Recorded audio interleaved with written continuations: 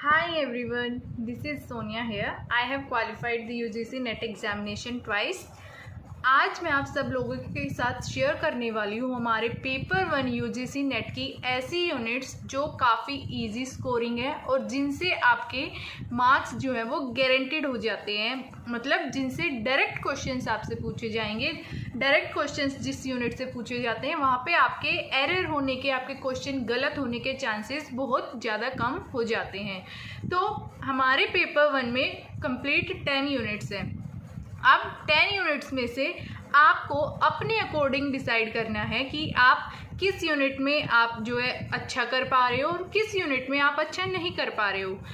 For example मेरे लिए मेरी जो मोस्ट स्कोरिंग यूनिट्स थी, मैंने अपनी 5 ऐसी यूनिट बना ली थी जिसमें से अगर एक भी क्वेश्चन आता है ना तो वो मेरा क्वेश्चन गलत नहीं होना चाहिए। अगर आप 5 ऐसी स्ट्रॉन्ग यूनिट अपनी आइडेंटिफाई कर लेते हो ना कि जहाँ से कोई भी क्वेश्चन पूछा जाए एग्ज़ाम में वो आपका गलत नहीं होगा, तो आपके एग्ज़ाम क्लियर करने के चांसेस जो हैं वो बहुत ज़्यादा हाई हो जाते हैं।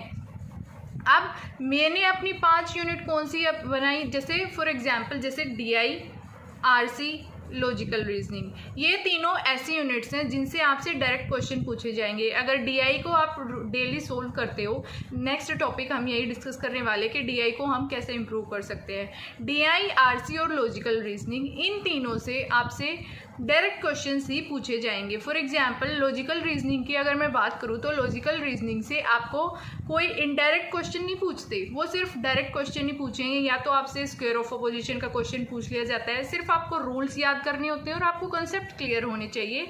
आप LR के जो क्वेश्चन है वो ईजिली करेक्ट कर पाओगे।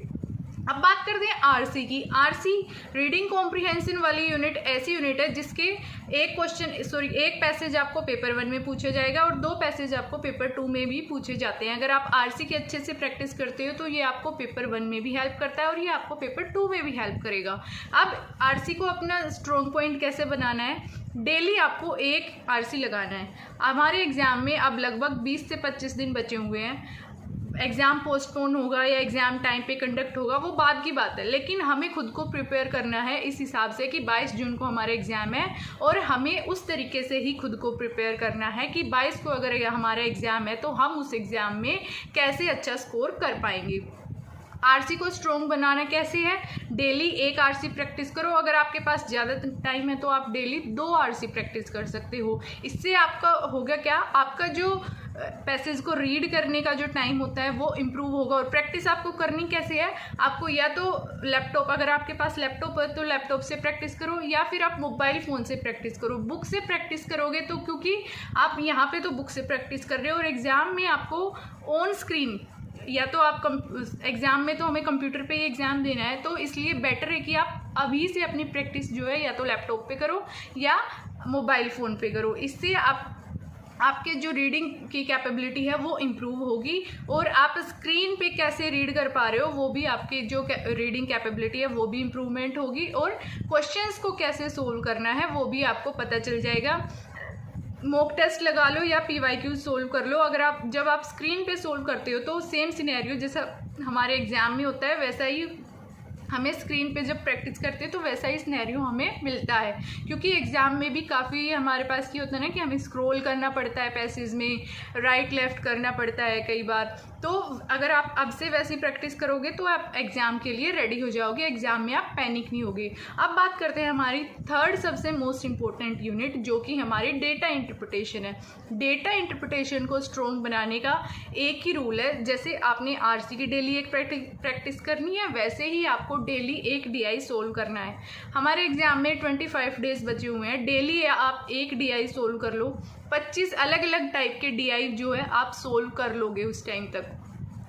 अब DI सोल्व करने कैसे हैं, PYQ से ही करना। DI को मॉक टेस्ट से मत करो, PYQ से कर लो सिर्फ, क्योंकि PYQ से आपको पता चल जाएगा कि किस टाइप के जो क्वेश्चन हैं वो DI में पूछे जाते हैं। बच गई मेरी 2 यूनिट, 3 यूनिट मैंने अपनी स्ट्रॉन्ग बना ली, 2 यूनिट और कोई ऐसी चूज़ करनी है मुझे जो मैं स्ट्रॉन्ग बना सकूं, जिससे कोई भी क्वेश्चन आए तो मैं उसको इजीली सोल्व कर सकूं और उसके गलत होने के चांसेस जो हैं वो 0.05% हो जाएं। तो मेरा बैकग्राउंड मैनेजमेंट है, कॉमर्स बैकग्राउंड मेरा है, तो मैंने रिसर्च एप्टीट्यूड पहले भी पढ़ा हुआ है। पढ़ा तो मैंने कम्युनिकेशन भी है, लेकिन कम्युनिकेशन से जिस टाइप के क्वेश्चन अब पूछे जाने लगे हैं स्पेशली फ्रॉम मास मीडिया, वो हमने अपनी पोस्ट ग्रेजुएशन में नहीं पढ़े हुए थे ऐसे टॉपिक। लेकिन जो बेसिक टॉपिक्स है लाइक बैरियर्स ऑफ कम्युनिकेशन हो गया, कम्युनिकेशन के टाइप्स हो गए, कम्युनिकेशन की हमारी वर्बल नॉन वर्बल कम्युनिकेशन ये वाले, और जेस्चर पोस्चर क्या होता है नॉन वर्बल में, ये सब ये हम पढ़ चुके होते हैं। लेकिन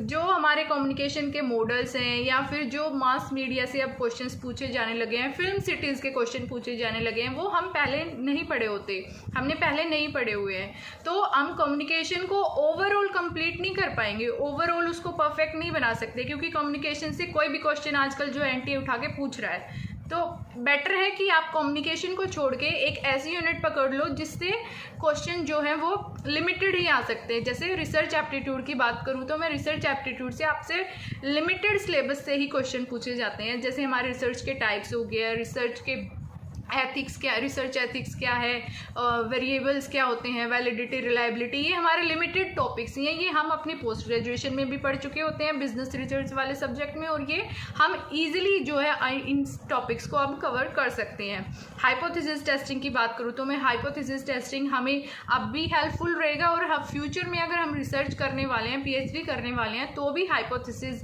टेस्टिंग जो है एक इम्पोर्टेंट टॉपिक है हमारे लिए। और अगर मान लो पीएचडी में नहीं भी जाना, टीचिंग लाइन में भी जाना है, तो भी आपको ये सारे टॉपिक्स अच्छे से आने चाहिए, क्योंकि एट द एंड हमें बच्चों को पढ़ाना यही है जो हम पढ़ रहे हैं। तो रिसर्च एप्टीट्यूड को मैंने अपना स्ट्रॉन्ग पॉइंट बना लिया। रिसर्च एप्टीट्यूड के आप पीवाईक्यूज लगा लो या एमसीक्यूज लगा लो, जो भी आपके पास अवेलेबल है आप वो लगा सकते हो। अब 4 यूनिट हो गई, 5th यूनिट मैंने उठाई टीचिंग एप्टीट्यूड वाली। टीचिंग एप्टीट्यूड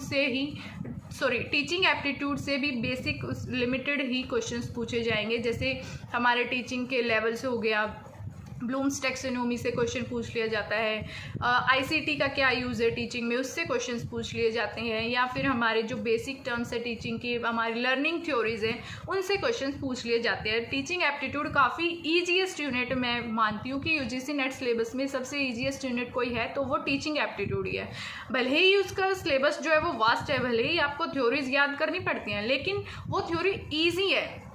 ऐसा नहीं है कि आपको वो याद ही नहीं होगी, एक बार आप अच्छे से कंसेप्ट समझ लेते हो ना तो वो ईजिली आपको याद हो जाती हैं। अब मैंने 5 यूनिट अपनी बना ली, जो मैंने मतलब जिससे मेरे 99% चांसेस है कि उनके क्वेश्चंस मैं ठीक करके ही आऊँगी एग्जाम में। 5 यूनिट होगी मेरी, एलआर हो गया, डीआई हो गया, आरसी हो गया, और हमारी रिसर्च हो गई, और टीचिंग एप्टीट्यूड हो गई। अब बाकी की 5 यूनिट्स बच गई। बाकी की 5 यूनिट्स में से ये नहीं है कि आपको वो कंप्लीट छोड़ के ही चली जानी है। आईसीटी की मैं बात करूँ तो आईसीटी को आप कवर कर सकते हो। आईसीटी से भी लिमिटेड सिलेबस जो है वो पूछा जाता है, जिससे मतलब डायरेक्ट क्वेश्चन ही पूछे जाएंगे, कोई इनडायरेक्ट क्वेश्चन आईसीटी से बनने के चांसेस बहुत कम है। और हायर एजुकेशन और पीडी की मैं बात करूँ तो इसका सिलेबस काफ़ी वास्ट है। मैं अपने टाइम पे हायर एजुकेशन और पीडी को स्किप करके गई थी। स्किप ये नहीं कि उसको ब्लैंक ही करके चले जाओ, बिल्कुल आपको कुछ नहीं पढ़ना है, लेकिन जो सिर्फ एग्ज़ाम पॉइंट ऑफ व्यू से इम्पोर्टेंट है वो पढ़ना है। जैसे हमारे हायर एजुकेशन की मैं बात करूँ तो हमारी जितनी भी स्कीम्स हो गई, हमारे पोस्ट इंडिपेंडेंस, प्री इंडिपेंडेंस वाले जो टॉपिक्स हैं एजुकेशन के, वो वाले हो गए। और एंशिएंट एजुकेशन की मैं बात करूँ से वहाँ से तो तक्षशिला यूनिवर्सिटी, नालंदा यूनिवर्सिटी, ये वाले टॉपिक्स जो है आपको अच्छे से कवर कर लेने हैं। और हमारी रेगुलेटरी बॉडीज़ जो है वो भी आपको अच्छे से कवर करके जानी है। और सबसे most important topic higher education का जो बनता है वो है एनईपी 2020। एनईपी 2020 से हर शिफ्ट में एक क्वेश्चन जरूर पूछा गया है, और आने वाले जून 2026 वाले एग्जाम में भी डेफिनेटली पूछा जाएगा। एनईपी 2020 को किसी भी हाल में स्किप नहीं करना है। अब पीडी की मैं बात करूँ तो पीडी से आपको क्या कवर करना है, सबसे पहले तो हमारे एसडीजी और MDG, sustainable development goals and millennium development goals, ये आपको अच्छे से कवर करके जानी है। नेक्स्ट टॉपिक हमारा इंपॉर्टेंट बनता है हमारे जितने भी कन्वेंशंस हो गए, प्रोटोकॉल्स हो गए, वो सब आपको उनके ईयर और उस प्रोटोकॉल के अंदर क्या है। जैसे मॉनेट्रियल प्रोटोकॉल किससे रिलेटेड है, क्योटो प्रोटोकॉल किससे रिलेटेड है, हमारा रियो समिट किससे रिलेटेड और किस ईयर में वो हुआ था। ये बस इतना बेसिक पढ़ के चले जाओ, पीडी के क्वेश्चंस आपके जो है करेक्ट होने के चांसेस बन जाते हैं। और अगर आपको और भी मान लो आपका इंटरेस्ट है पीडीई पढ़ने में, तो आप और टॉपिक्स भी कवर कर सकते हो। जैसे हमारा नॉइस पोल्यूशन हो गया, एयर पोल्यूशन हो गया, सॉइल पोल्यूशन, ये आप करके जा सकते हो। अगर आप लोग ये वाली स्ट्रेटेजी फॉलो करते हो तो आप एग्ज़ाम में इजीली 70+ मार्क्स जो है स्कोर कर सकते हो। आपकी कोई भी 5 इंपॉर्टेंट यूनिट्स हो सकती हैं। मान लो मैंने अपनी 5 मोस्ट स्कोरिंग यूनिट्स बताई। आप अपने अकॉर्डिंग अपनी 5 मोस्ट स्कोरिंग यूनिट्स जो है वो अपने इंटरेस्ट के अकॉर्डिंग या आपने जो सिलेबस कवर किया है उसके अकॉर्डिंग आप अपनी आइडेंटिफाई कर सकते हो। फॉर एग्जांपल मेरे लिए हायर एजुकेशन और पीडी जो है मुझे डिफ़िकल्ट लगा। हो सकता है आपको हायर एजुकेशन और पीडी पढ़ने में इंटरेस्ट हो तो आप उसको अपना जो है कोर एरिया बना लो, उसको इम्पोर्टेंट बना लो। बाकी की कोई भी 2 यूनिट आप जो है स्किप करके जा सकते हो। स्किप पे आपको ये नहीं करना है कि आप बिल्कुल उस यूनिट को टच ही नहीं कर रहे हो। आपको उसके बेसिक और उसके इम्पोर्टेंट कंसेप्ट्स जो PYQs में हर बार रिपीट होते हैं वो तो आपको कवर करके जाने ही हैं, और उसके साथ साथ PYQs आपको ज़रूर लगाने हैं। अगर आपको वीडियो अच्छी लगे तो लाइक कमेंट ज़रूर करना।